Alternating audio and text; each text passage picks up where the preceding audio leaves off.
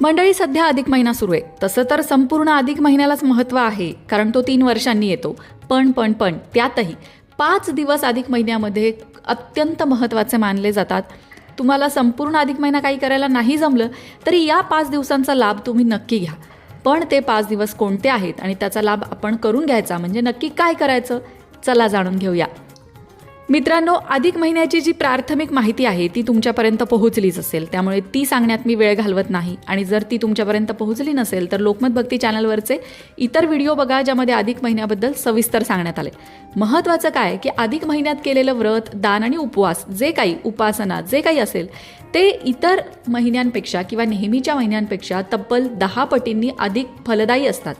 या पवित्र महिन्यात येणारे 5 महत्त्वाचे दिवस आहेत जे तुमच्या आयुष्यातलं दुःख, दारिद्र्य दूर करू शकतात आणि सुख समृद्धी तुमच्या आयुष्यात घेऊन येऊ शकतात.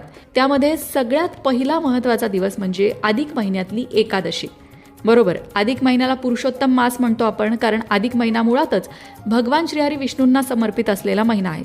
भगवान श्रीहरी विष्णूंची पूजा अर्चना या महिन्यात केली जाते आणि त्यातही एकादशी तिथी ही भगवान श्रीहरी विष्णूंना समर्पित असलेली तिथी, त्यामुळे या तिथीचं महत्त्व अधिक वाढतं. म्हणून अधिक महिनाभर जरी तुम्हाला काही करायला नाही जमलं तरी अधिक महिन्यातली एकादशी तुम्ही मिस करू नका.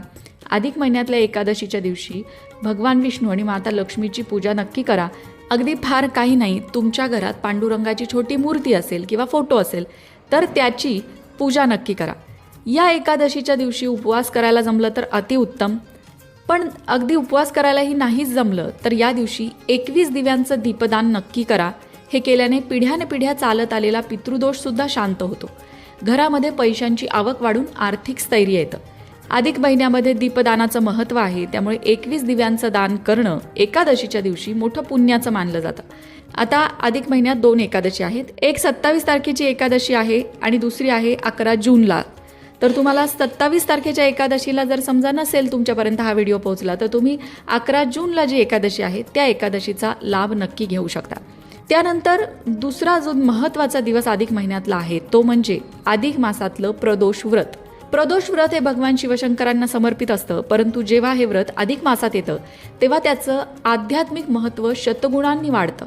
28 मे रोजी गुरुप्रदोष आहे आणि या दिवशी काय करायचंय, अधिक मासातील प्रदोष व्रताच्या दिवशी संध्याकाळी म्हणजे प्रदोष काळामध्ये भगवान शिवशंकरांची पूजा केल्याने कुंडलीतील चंद्रदोष दूर होतो, मानसिक शांतता लाभते, आरोग्याशी संबंधित तक्रारीसुद्धा दूर होतात.